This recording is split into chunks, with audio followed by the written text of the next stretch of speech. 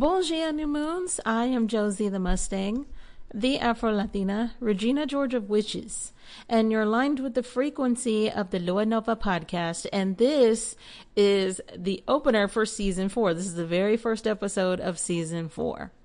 And I decided to call it You Must Be My Lucky Star because that is one of the lyrics from a song by Madonna called Lucky Star.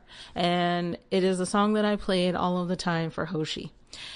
If you're new to the show, and this is for the people that are new, if you're not, fast forward just a bit if you want to. Hoshi was my 16-year-old Pomeranian. He was also my familiar. If you've ever come across another witch, then you are familiar with what a familiar is.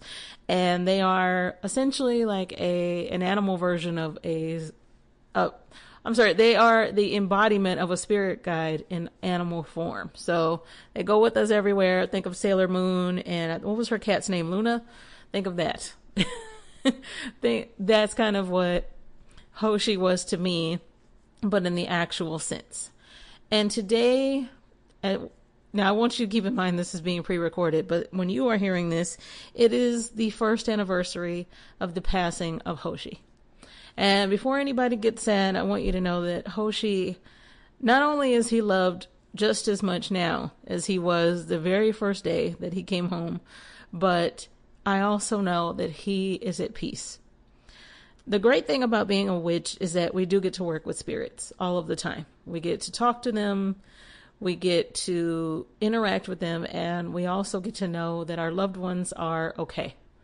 They can show us how they transition. They can show us how they are now or what it's like for them now, and they can send us messages. And so I know that Hoshi is fine. Also keep something in mind that is scientific. Energy never dies.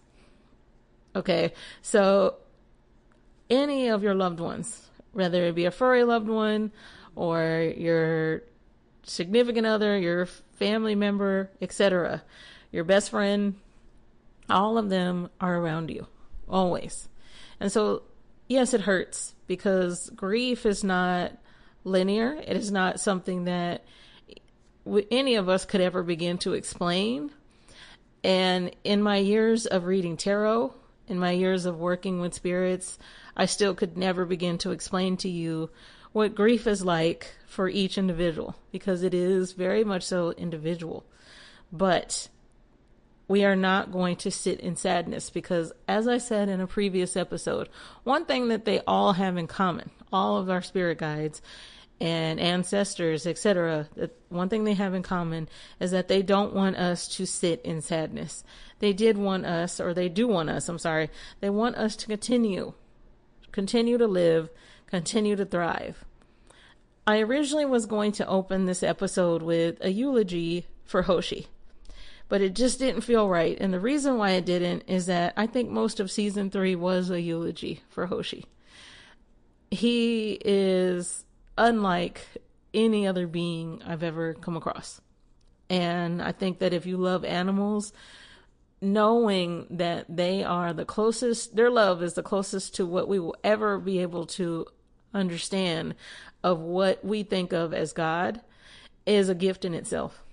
And so Hoshi will always give us gifts of, and I can only speak about Hoshi and not necessarily other animals, but he will continue to give unconditional love and guidance in a way that only Hoshi could.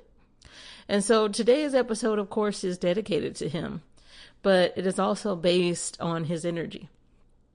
The thing about Pomeranians is they are known for being sassy. They have got the cutest little yappy bark. They typically do not fear much. And they just kind of look like a tiny little puffball just barking and running around. And that is how I choose to remember Hoshi. If you're not new, then you know that I very rarely post on social media. In all of 2025, I believe I only posted twice. It might have been more than twice, but I think I only posted 2 times. And the last TikTok that I posted, keep in mind that my TikTok account is for Lua Nova. I don't have an actual personal account, so I pretty much keep it about Lua Nova. And in that video, I posted Hoshi so that you all who never really got to know him could see him and see what he was like in his prime and get to see just a tiny glimpse of what his life was like. And I make sure to even include a tiny glimpse of one of his birthdays. But we are going to use that energy and that frequency to manifest. What I'm going to be teaching you today is how to manifest like Hoshi. So feel free to take notes. And sidebar, I want to take a moment to apologize because there was an episode that I did that I want to say it was part 2 of the moon method where I just was talking too slowly. And when I was listening back to it, I was like, Josie, get your words together. Now that particular day, I was sick. I was kind of going through it. I was having some issues with my asthma as well, but I want to apologize if any of you had to fast forward or had to use where you speed up why can't I get out words today? You have to when you speed up the audio because it was driving me nuts when I was listening back. But my apologies. I should have said to you guys, I'm not feeling so well as I'm recording this, but I just went ahead with it. So I know that I am the kind of person who does like to stop and think about what I say before I say it. So there was a lot going on there. Anyway, before I keep rambling, if you want to take notes, take notes. The lesson in itself is fairly short, but have all of the bravery and bravado of Hoshi when it comes to manifestation. And most of all, have the audacity to expect whatever it is that you want. So, one moment, new moons. Lua Nova Codes of Manifestation. Códigos de Manifestação Lua Nova. Code 1717. The one language that the universe is the most fluent in is confidence. Move accordingly. My apologies, new moons. I completely forgot to ask you, how did your holiday season go? Did you do anything fun? Did you go anywhere? Or did you just relax at home? Because I am definitely a fan of that part. All right, so the entire recording for this section completely cut off.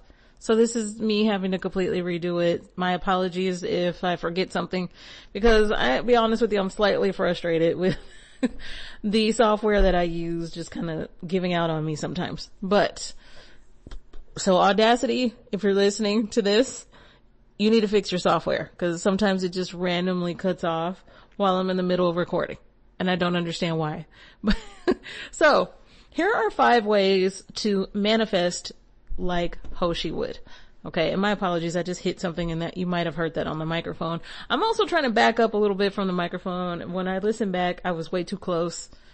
So, in some of those episodes, way too close to the microphone. So starting off with bravery. One thing that little dogs have in common is that they are not afraid of much. Hoshi, as I've mentioned before, would bark at thunderstorms. He especially, something about thunder really ticked him off. And he would bark at me like crazy if I was taking the trash out. He would bark at Eric. When Eric came into my life and, started taking the trash out for me, and he would just go into full on attack mode of Eric taking the trash out. We never learned what it is that just ticked Hoshi off about taking that trash out, but he would do so with so much bravado and so much bravery. And when it comes to manifestation, oh, hold on. I forgot to cut my ringer off, so my bad. So, where was I? I was talking about bravery, right? So yes, Hoshi barked at everything because he wasn't afraid of anything. Whatever it is that you want to manifest, you have to claim it loudly. Think of small dogs. When they yap, they want to be heard. They are not afraid to say, this is what I want and I want it right now. And it might not make any sense to anybody else but them, but they're not afraid to stand tall. And they're not afraid to take bold action with whatever it is that they want. And guess what? That is exactly how you manifest any sort of a goal or dream that you have. You cannot be quiet and hesitate. You have got to go in with full on small dog bravado. Okay. The next thing that definitely small dogs all have in common is audacity. Hoshi would pee on the floor and look right at me. Like, you're not going to do nothing about it. And what about it? And I'll do it again. Now what? Look at this face. You could yell at me all you want to, but I'm going to do it again because you love me. And I did, and I do. That is something that we should definitely learn from all small dogs. I've said before, and I've heard many people say this before, have the audacity of a rich white man, but also have the audacity of a small, adorable dog, because they know they're small and cute. I think they do.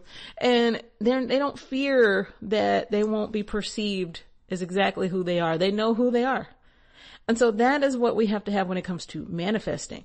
We know our worth by now. We expect the universe to deliver. In fact, say that to the universe. I expect you to deliver because I've already done my part. So it's your turn now. Ask for what you want and do it with confidence. Do not shrink. Okay, a little dog might be little, but do they shrink? No, they think they're 7 foot tall. The next thing, number 3, persistence. What do all small dogs do? I mean, the only time Hoshi didn't do this is when he started to get too old to do so. But before that, one thing that he had in common with all the other small doggies, they will bark incessantly. Now, yes, you can teach a dog not to do this, but I liked to let Hoshi be. Now, did I yell at him and say, Hoshi, that is enough? Absolutely, all the time. And I wish that I could do it right now. It wouldn't make any sense to. Even on his very last day, when he barked his head off at me, I still said, Hoshi, that's enough. And I regret that to this day. That I didn't let him just bark and bark and bark. Because I missed that. So, you know what you're going to do? Bark until you are heard. Now, not literally, but you're going to keep showing up. You're going to keep visualizing. You're going to keep acting, because that is the equivalent of a small dog saying, I'm here. I'm here. Pay me attention. Give me what I want now. That is what you're going to do. Be persistent. Do not let any sort of a rejection make you think that you're not meant to have whatever it is that you want. I know that you've heard this phrase over and over again, and honestly, it makes sense, so I'm going to use it too. Rejection is just redirection or protection. Correct. That is correct. So let's say that you want to manifest a new job, and you get this interview, you think it's the perfect job, and it doesn't work out. That is not the manifestation falling apart. That is the universe saying, I had so much more in mind for you. So keep barking, because something bigger is in store for you. That is how you have to see it. Is my persistence is part of what makes me magnetic. It's part of my own magic. That's how you have to see it. Not as a negative. Because that small little Pomeranian never thought of his barking as being a negative. Even when I yelled at him. And I miss him so much. But playfulness, number 4.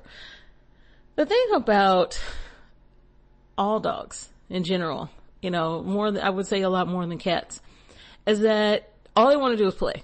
All they want to do is, hey, here's the ball, throw it. Hoshi, when he was younger, he liked to play soccer. And of course, it was in his blood, right?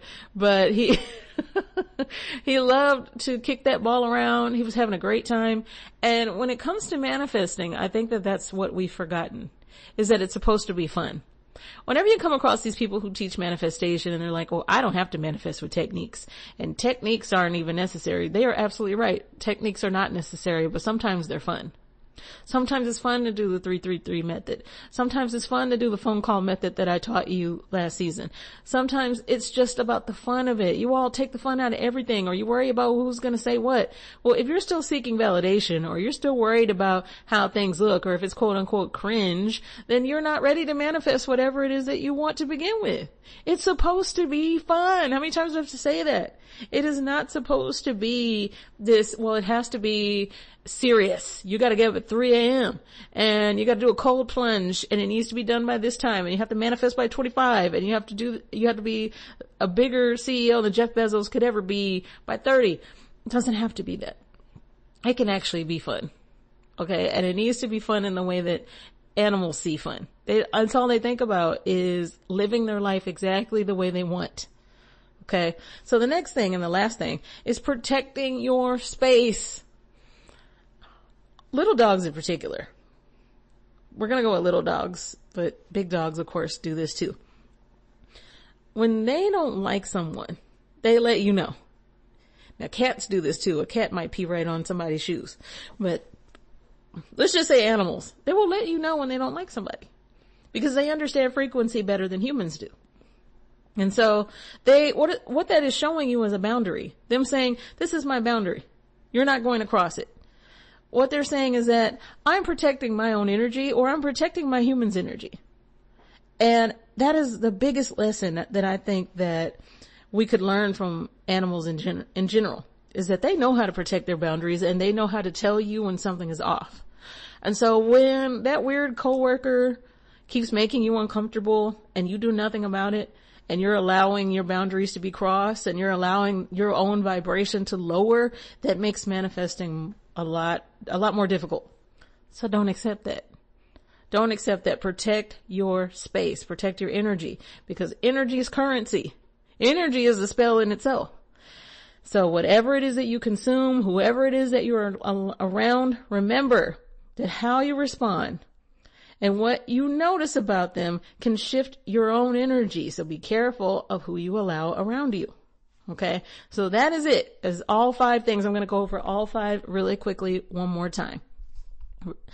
Bravery, audacity, persistence, playfulness and joy, and protecting your space or your energy. Okay. All right, new moons. 1 second. It's time to get you your reading. Lua Nova Collective Tarot Reading. By continuing to listen, you consent to having your cards read by Josie the Mustang. All collective readings are intended for a general audience and may or may not resonate with everyone. Visit luanovapodcast.net to book a personal tarot reading with Josie. Lua Nova Leitura Coletiva de Tarot. Ao continuar ouvindo, você consente que suas cartas sejam lidas por Josie the Mustang. Todas as leituras coletivas são destinadas a um público geral e podem ou não ressoar com todos. Visite luanovapodcast.net para agendar uma leitura de tarô pessoal com Josie. All right, new moons, let's see what your reading is for the very first part of 2026. Let's see. What can you expect? Spirit, thank you for your assistance. And what is the message for my new moons this week? Keep in mind, this message is for my new moons only. This is for who it is for, and I never read reversals. So, what is their message? Okay. Shuffle, shuffle, shuffle. I don't feel called to anything just yet, new moons. 1 second.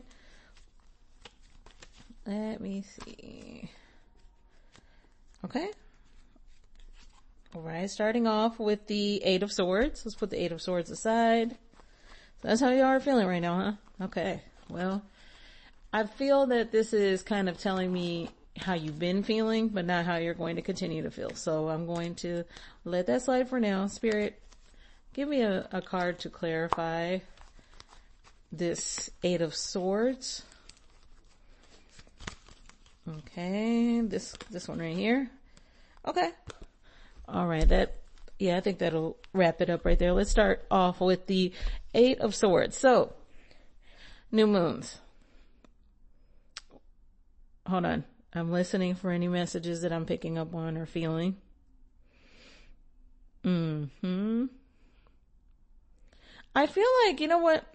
When I'm looking at the 8 of Swords, I'm not feeling that this is really your energy.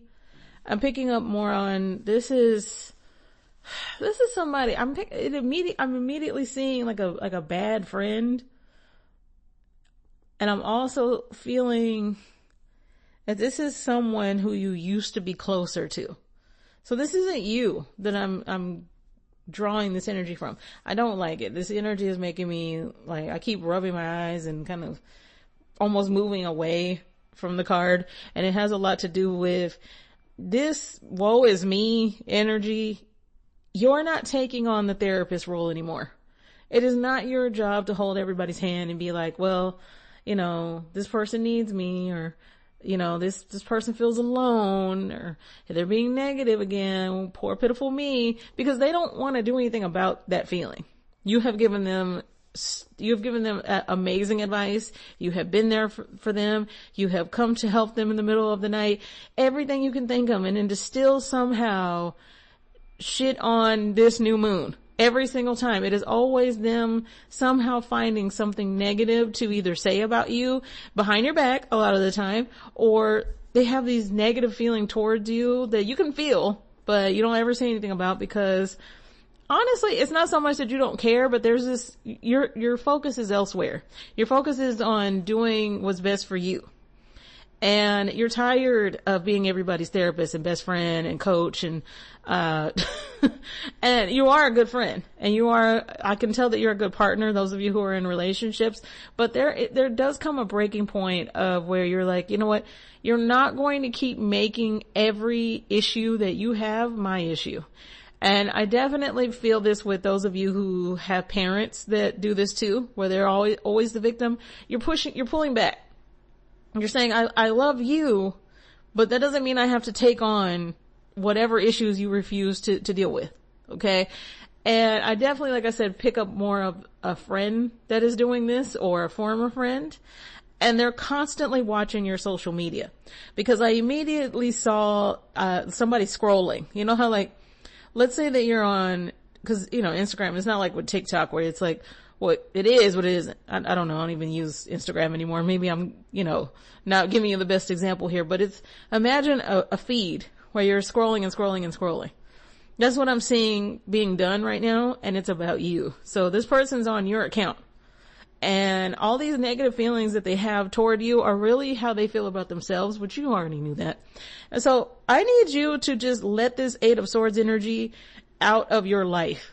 Why is it still in your 2026? If that's the only thing that I would say to start off 2026 with, is cutting off people like this and limiting your time if you're related to them. Absolutely.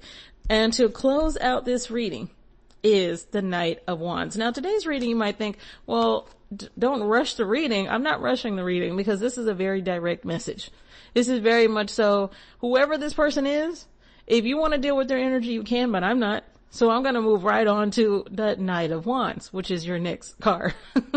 Because the Knight of Wands is about a high energy. It is about, think of all of the universal laws working together perfectly.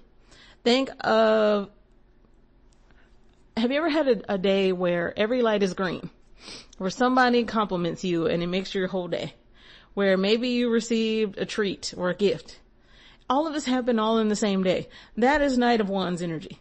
It is very much so. All of it's happening, and it's all happening for you. And this is the frequency that you're supposed to remain on for the entire 2026 year. Okay. Now, leading into 2027, I can already tell you, your 2027 is where you're kind of like, you're letting those shoulders down finally. And I don't have to keep reminding you to do so. You just do it. 2026 is where you're like, I'm no longer gearing up for what it is I want. It's already here. So now I need to know, what do I do with it? What you do with it is you enjoy it. What you do with it is that you bask in the glow of it. Knight of Wands energy is, I am passionate about what it is that I want, and I deserve what it is that I want, and I don't have to go after it. It's coming to me. And as Kendrick Lamar said, I deserve it all. That is your mentality. I deserve it all. It's already here, and so it is. Okay, so that is your reading for this week. We're going to cut out that Eight of Swords energy. We're going to cut out that Eight of Swords energy, because Knight of Wands is telling you, hey, I am the Knight of Wands. Look, I'm going with or without you. You coming? Because this knight who's on this horse, he's like, look, I'm headed out to fun things, to greater things. Are you coming or not? Are you still going to be over here being everybody's therapist? And they don't even really like you like that. It's up to you, friend. It's up to you.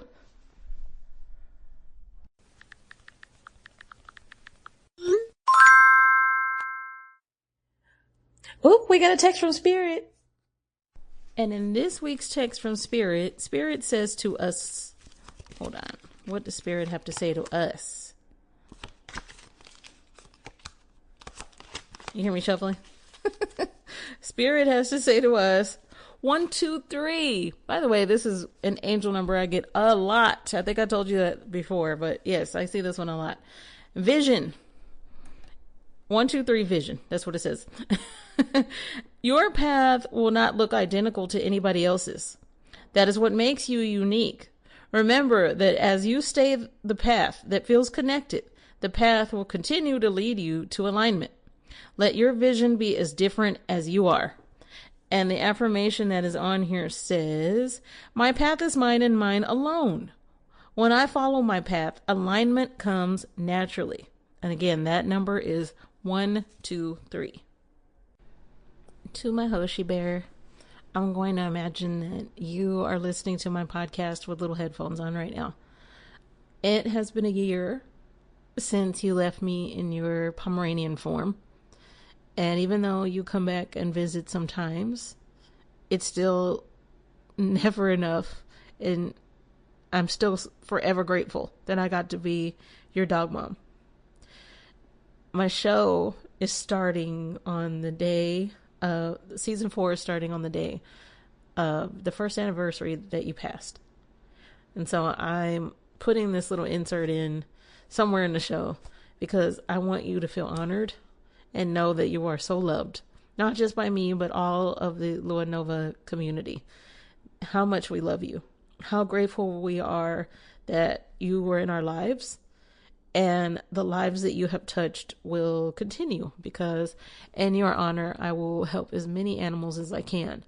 And I want this in a recording because I want to be able to come back to it one day after I am finally able to have a foundation in your name, because that is another goal of mine. I thank you so much for teaching me what unconditional love is supposed to feel like, what it's supposed to feel like to heal. And for never expecting me to be anything but me. I wasn't Josie the Mustang. I wasn't the afro-latina Regina George of witches. I was just your mom and your best friend. And you are my best friend in the whole widest world. Okay? And when your birthday comes along in July, I will talk to you again on the mic and give you another dedication, because I'm going to keep dedicating things to you because of how much you impacted my life and how appreciative I am of your furry little loud self. I hope that you across the Rainbow Bridge are playing with a lot of other dogs and cats, etc., and that you're being kind and nice to people the way I wanted you to be. And that you're getting all the naps in, because one thing you like to do is nap. I also hope that you're getting all the treats. I know when you got older, you didn't get to have as many treats, so have them now. Have the chips. I know you loved a good chip. Have all the chips. My sweet boy, I love you so much. Obrigada, New Moons, for aligning with the frequency of the Lua Nova podcast. Remember to check the show notes for any information that you might need. There's also a show insert that you're about to hear that tells you all of the information regarding Lua Nova, the websites, the Venmo, the Cash App, all of it. I'm going to actually stop saying that from now on, because that's what that insert is for. That's to give you all of that information. But also by now, you know to check out the show notes. But before I close out today's episode, and I'm sorry if it sounds a little bit rushed, I do actually have quite a bit that I have to do for the show. So this episode couldn't run really long today. It might still be long, but to me, it sounded like I was kind of, really on it about staying on task. Now, the reading was shortened to the point because, well, it just was. Sometimes the tarot, it tells you exactly what you need to know right then and there. It's for who it's for. But as you go into your week, I want you to think about how you manifest like Hoshi. Okay? Remember, bravery, audacity, persistence, playfulness, and protecting your energy. All right. If you need me to put that in the show notes, just reach out to the team and let my team know. That way they can go back and put that in the show notes for everybody. If not, then that's fine too. Just, we like getting feedback. We like hearing from you, and it's a new season. So I imagine that the floodgates of the inbox are about to open back up. At the time of this recording, it is the end of, close to the end of December. So, not yet, but New Moons, I'll talk to you next week. Please be safe. Hug your loved ones. Tell them that you are grateful that they are in your life. Hug the people that care about you and love you, and treat them well, please. Because that is one thing, is that I could never tell Hoshi enough that I love him. I could never.